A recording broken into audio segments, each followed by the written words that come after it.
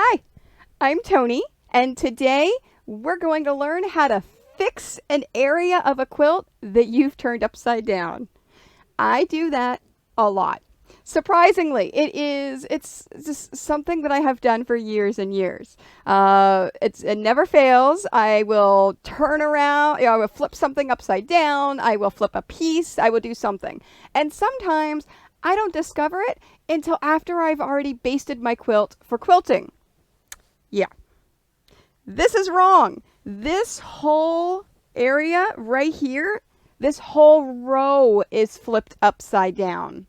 So today we're going to learn how to fix it. Step number one is isolating the rows that we need to fix. In this case, it's this area here. Initially, I thought that this row was wrong because these shouldn't be touching together. So I thought this is the one that needed to be flipped. But then I realized, well, then that would touch that. So I went back and I re-looked at my pattern, and this area here is a double row. This does not belong. So that I know that this is wrong, and once I looked at it, I realized these two rows right here are the ones that are flipped, and I have to turn them back over again. So step one is isolate this area. So how we're going to do that is through my Wonder Clips. So I'm going to take my bottom and I'm going to roll this up. Here we are, because it's this area here. And I'm going to use my large Wonder Clips in order to hold this together, to make it easier to work. Now, there's two ways I can go about this. I can remove this area here, so I can seam rip this area here, go down here, hit these two rows, and then flip them back into place. Or I can completely just work in within these two rows. And that's the way that I'm going to go. So my next step is I'm going to roll this down here, just like that, and Wonder Clip that. And then we can start seam ripping.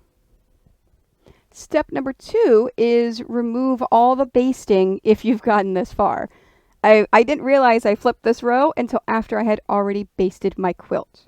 So step two, remove the basting around the area you're going to work in. Then let's seam rip. This is my favorite seam ripper.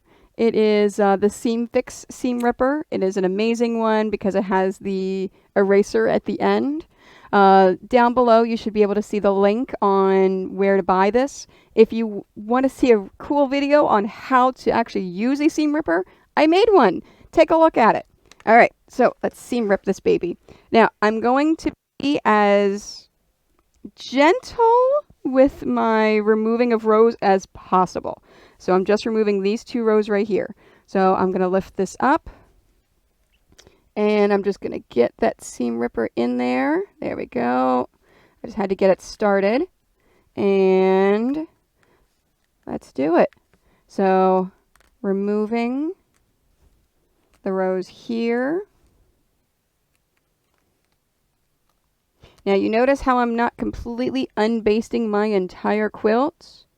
I want to keep this as damage-free as possible, as quick and efficient and damage-free. So I'm going to work within the area of what I'm doing. All right, and let's do this. All the way down. Now, whenever I get down to the other end, I'll do the same thing, and I will remove the seams from there. So all I'm doing is removing these two rows, nothing else. I'm leaving everything else intact, just taking this out.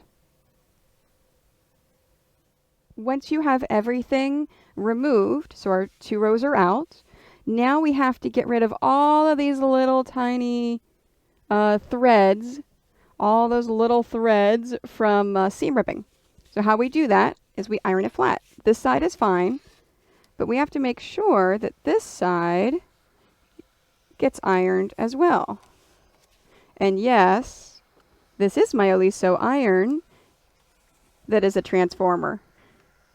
That's what my Twitch stream calls them, is transformers, because it has the ability to stand up on its own, and it reduces your strain to your wrists.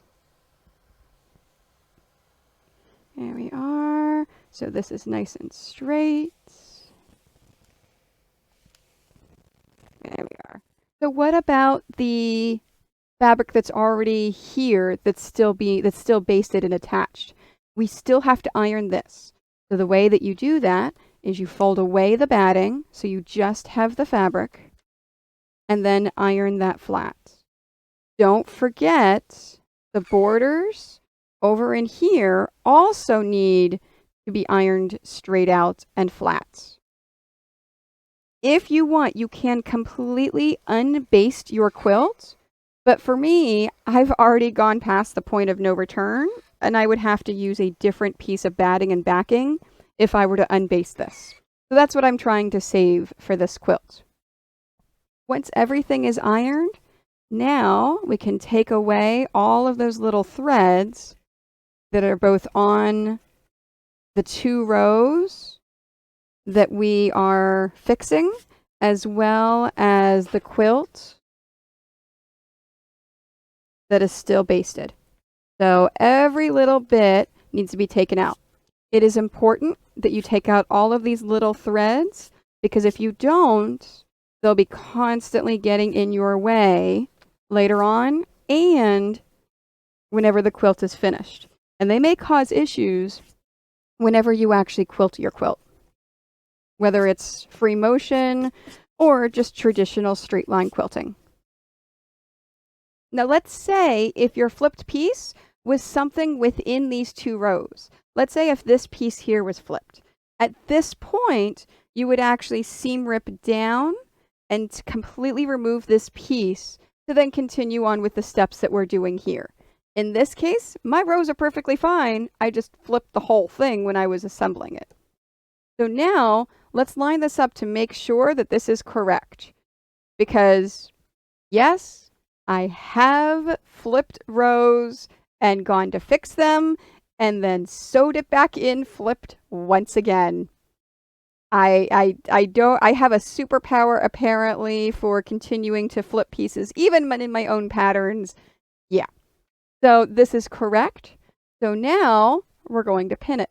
So let's start with the top first. So I'm going to isolate this area and we're going to pin these.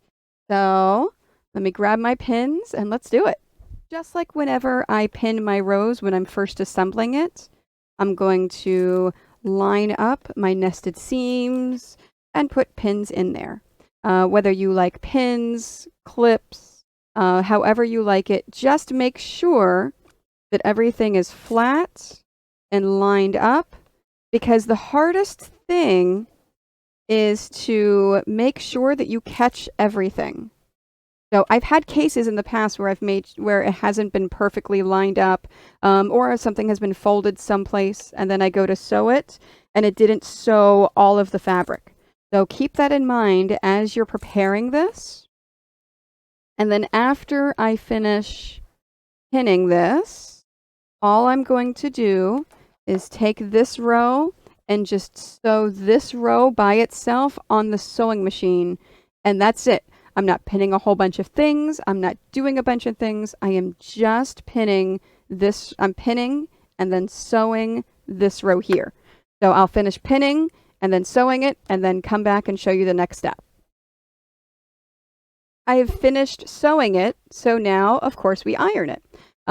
The rows in my patterns, it doesn't make a difference which way you iron them. So I find it's easier to iron away or towards the rest of the basted quilt. It's just a lot easier for me. And there we are. So let's iron those seams. As you can see, everything's still lining up nicely. So I would just follow the ironing instructions in the pattern that you are using, or however you. So we sewn it to the top. Now we need to sew it to the bottom. Here's the tricky part. We cannot see what is happening here because of the basting. So I am actually going to flip this whole thing, and then we're going to turn it around and flip it back again whenever we're finished. So from this point on, we are now ignoring all of this, and we are sewing it like this.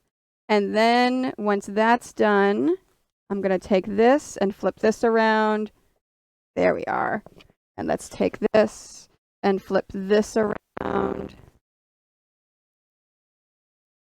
Perfect. Okay, so let's sew these 2 rows together there. So I'm going to pin it along through here and then iron it. And I will then bring it back after I pin and iron in order to show you what to do with these things. So now I have to show you the ironing. So because the seam is on the wrong side, we don't want to flip this whole thing over yet. So I'm actually going to iron this from the wrong side. It's not going to be a perfect crisp seam. We'll do that at the very end. The only ones that I care if it's a perfect crisp seam is here on the end and on the other end. So I'm just going to do a light ironing of the seam all the way down. And then on this other end, let's make sure that it's got a nice crisp seam. And then after it's ironed, then we worry about pinning and sewing the border. So I'll show you that next.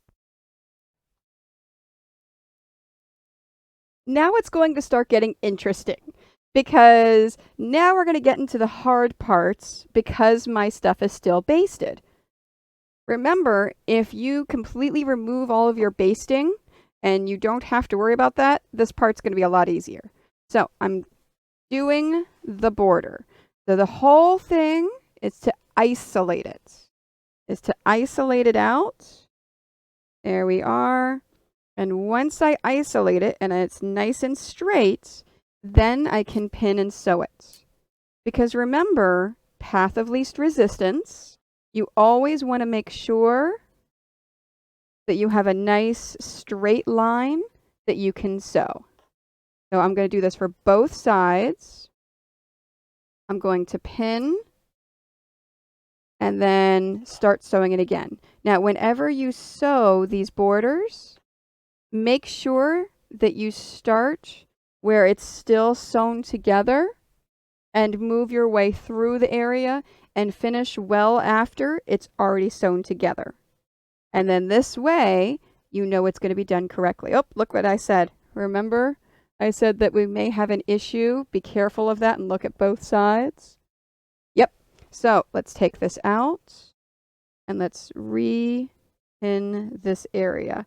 Because if I would have not looked at the other side, there we are. Now that's done. It's nice and straight. So if I wouldn't have looked at the other side, I wouldn't have noticed that. So make sure, look at both sides before you actually sew.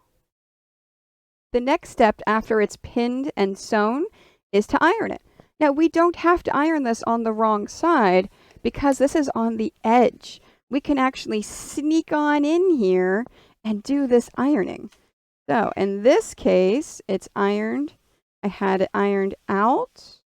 So we're just going to sneak that iron on in there and pull this out. And I'm just going to work my way through and look at that. It is nice and ironed. And let's flip it around to the other side and do the same thing. So I'm sneaking my iron on in here and ironing that out.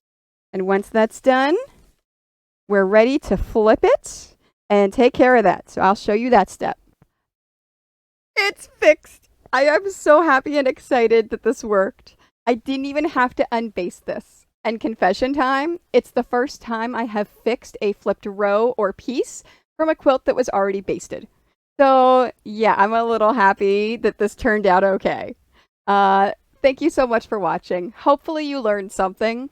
Don't forget to like this video, follow my YouTube, as well as Facebook, Twitter, Instagram, and don't forget about Twitch, where you can sew and interact with me live.